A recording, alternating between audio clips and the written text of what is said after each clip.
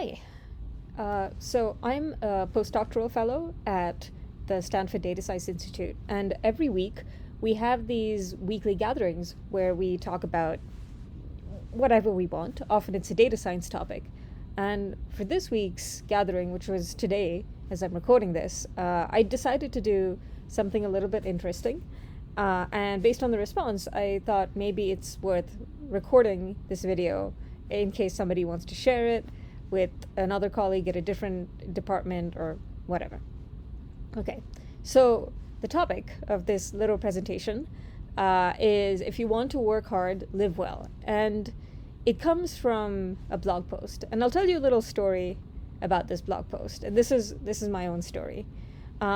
So after the first year of my PhD, so remember, I'm a postdoc, so I did end up completing this PhD, and it went pretty well.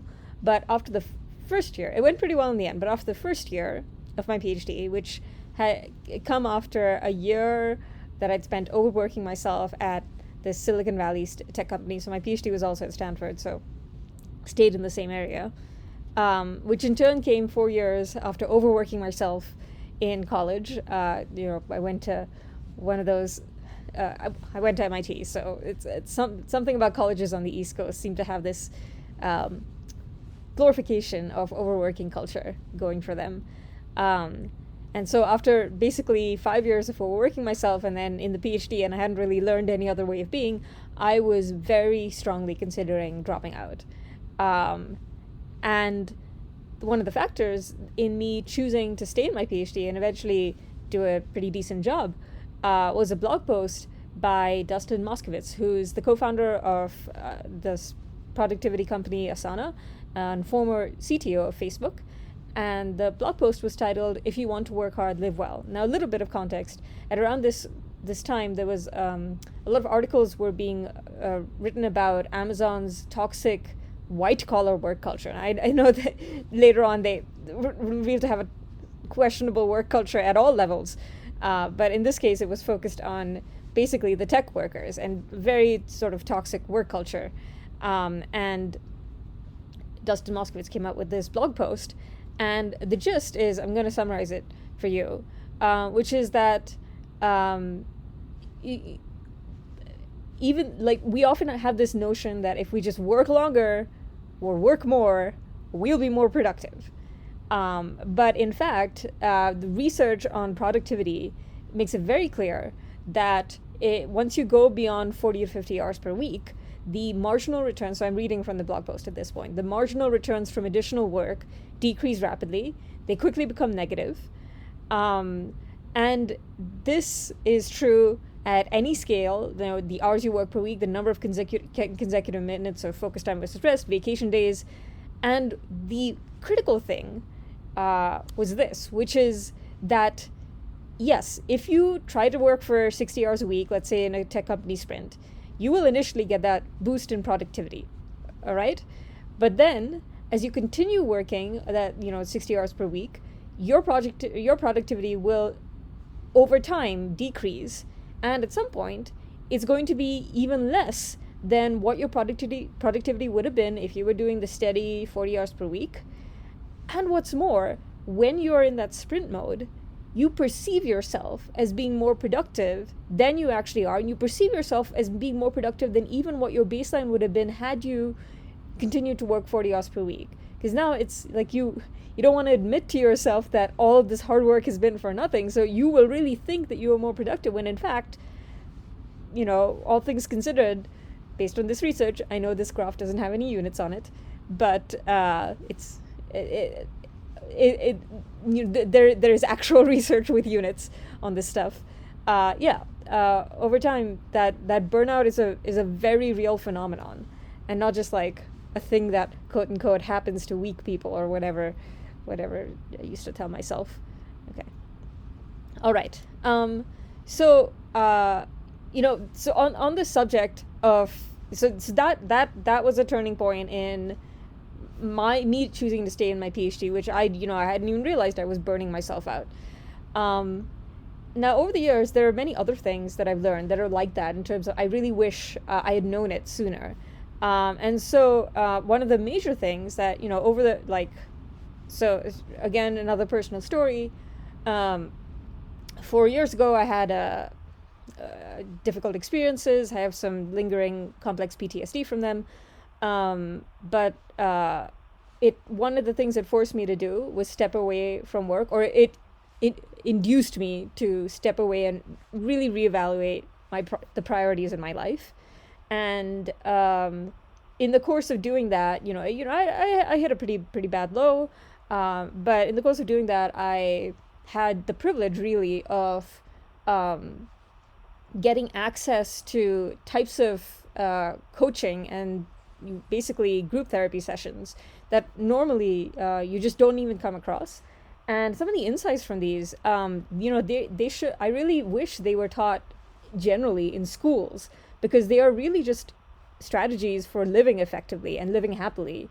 That it seems like anybody could use it. So it's a little odd to me that you have to have a breakdown, in a sense, to get in touch with all this wonderful literature, really, really powerful stuff.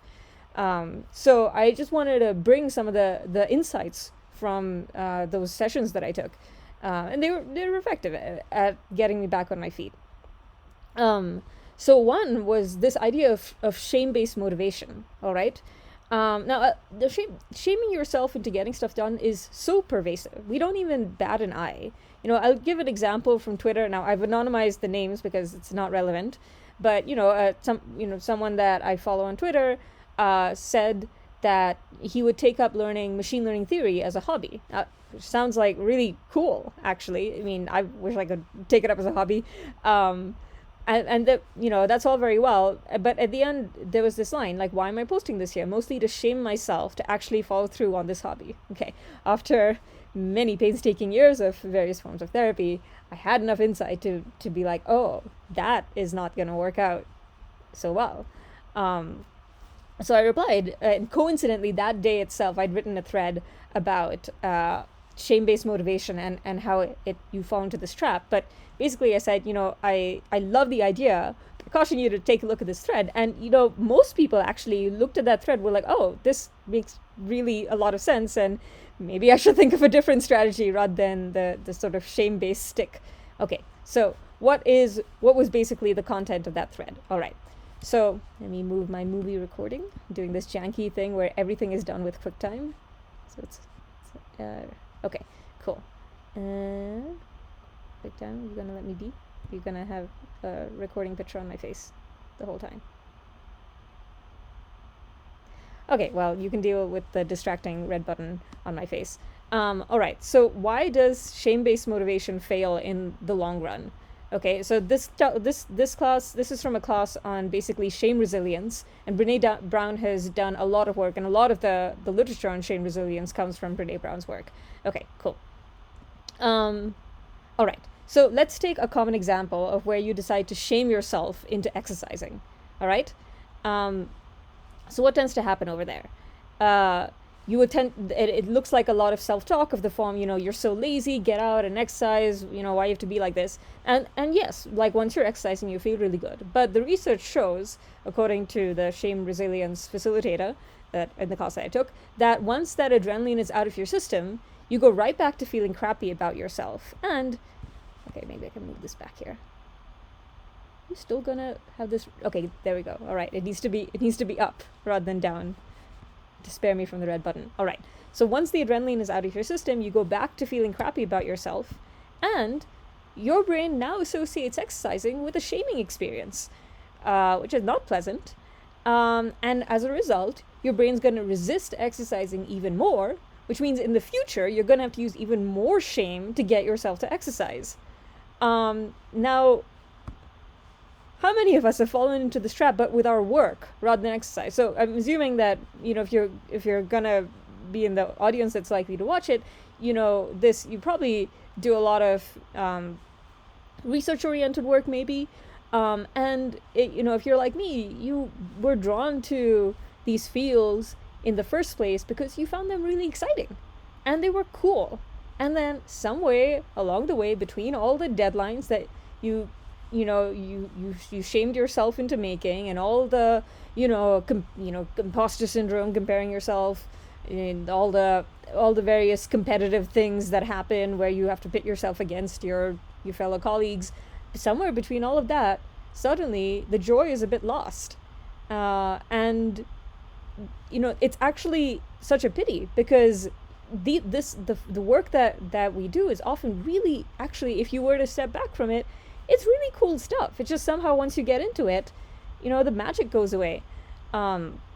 So the way that I started to think about this, and this is kind of my own term, so if you go around quoting it, know that people might not know what you're talking about, but I find motivational debt to be the helpful term for summarizing this phenomenon.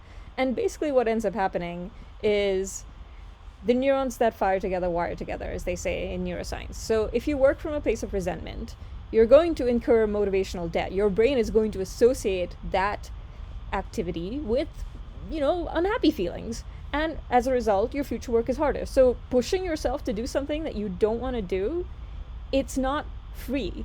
It will catch up to you in the future.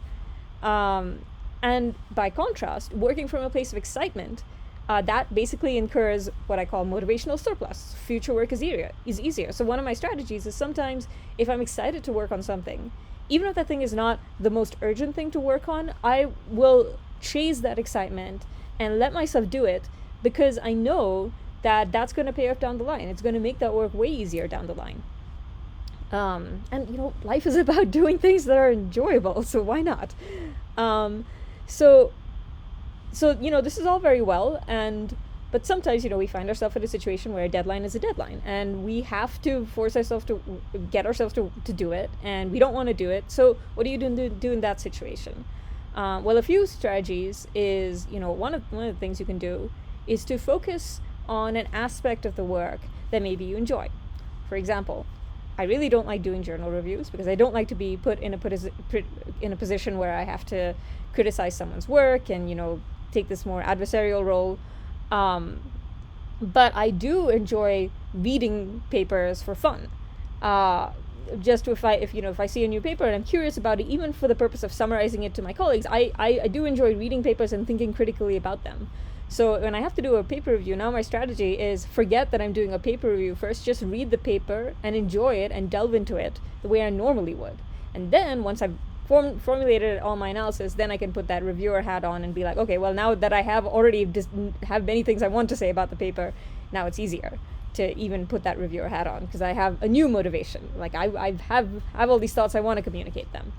And then sometimes maybe there are times when you might not see the awesomeness in a project, but if you have colleagues who are excited about it, sometimes I just feed off their excitement, especially sometimes meetings with your advisor are very helpful, because sometimes right after the meeting you get energized. You're like, oh my God, there's all this like wonderful thing that can be done, and it can propel you to overcome the hurdles that have a tendency to bring you back down to earth. But it helps to get those injections of excitement. Sometimes you can try to reframe it in an appealing light, so if you think of something as mundane work, maybe reframe it as a sort of meditative routine, like it's easy work that you can do while listening to music, rather than like this mundane, boring work that you have to do. And a fourth of the things that are, some ideas is, and this is actually really important, is if you are feeling shame for having put off the thing, you need to forgive yourself for having put it off. So before I talk more about that, it is worth drawing a distinction between shame and guilt, right? So guilt is focused on actions. It's the idea I did something bad, and it can be very effective at motivating you to go fix things or make amends.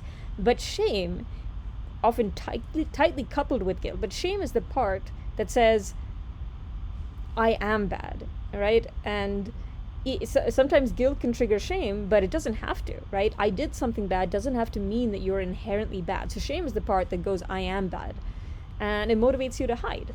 And shame, evolved back when we were in tribes of, say, 150 people, and social ostracism meant death. You had to fit in, whether or not you agreed with other people's values in, a tribe of 150 people that you're relying on for your survival.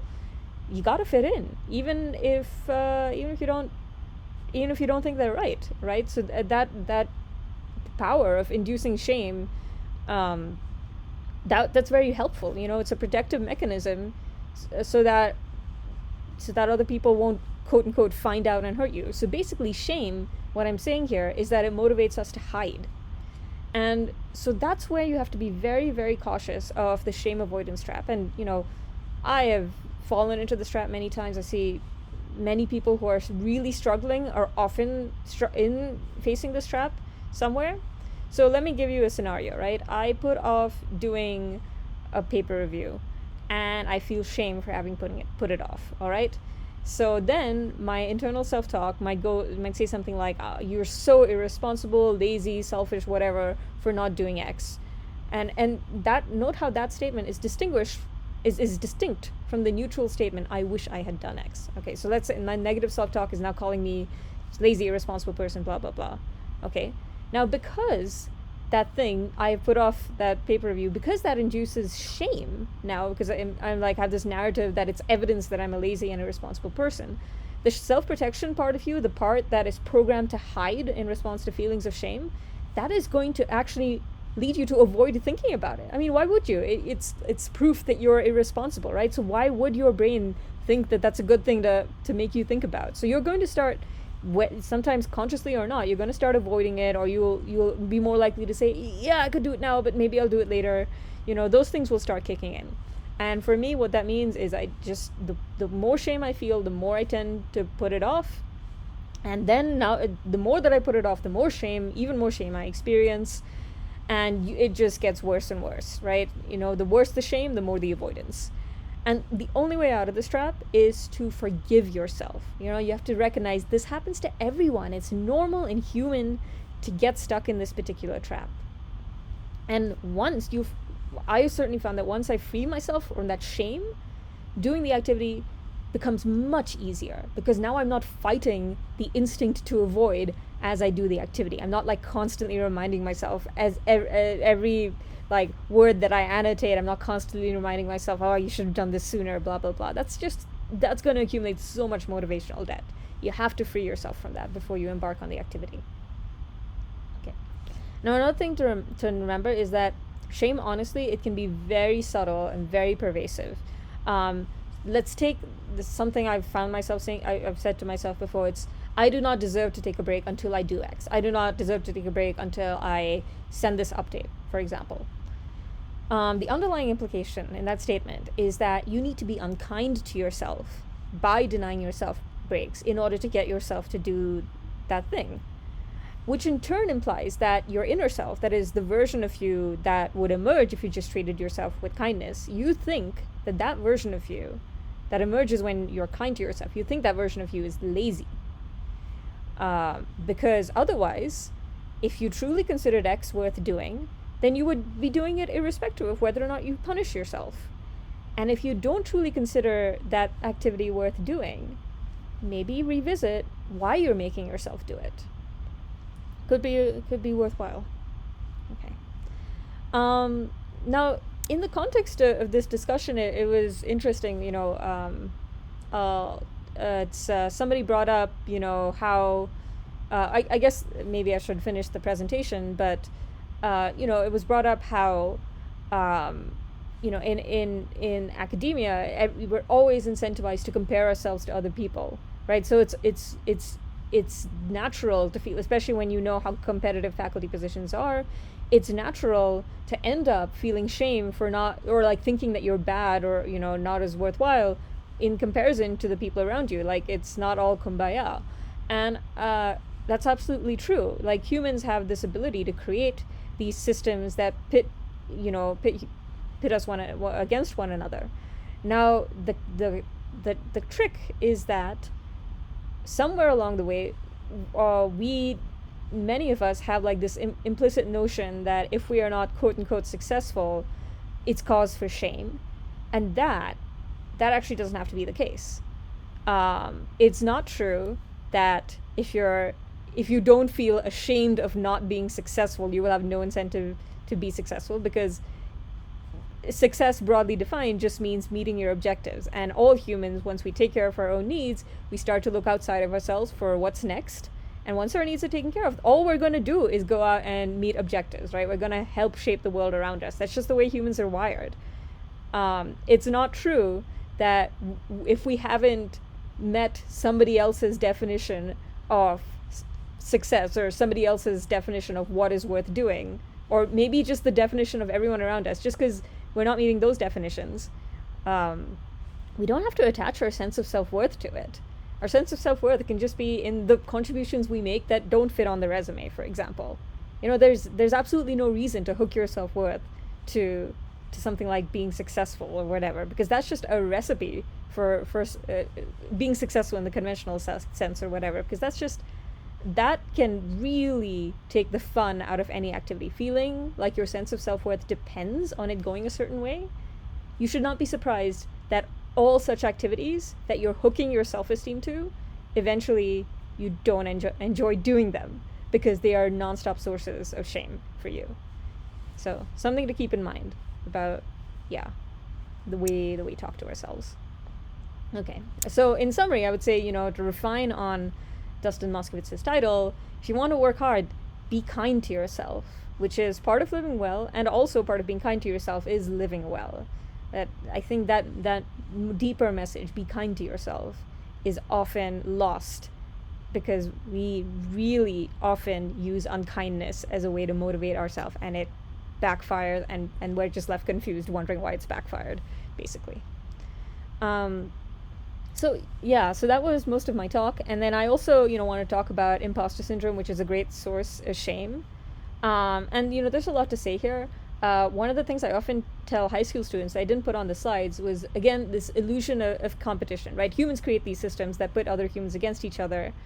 But if you think about it, let's say what you want to do is you want to go out and make a difference to the world. Maybe your thing is, sciencey stuff, so you want to do research, or just apply your skills to shape the world in some way. The truth is, there are way more problems in the world that need solving than there are people in a position to step up and solve them, right? So in the real world, at least from the perspective, by real world I mean from the perspective of what is worth doing, which is a huge space. There's a huge space of things that are worth doing that would help shape the world in positive ways.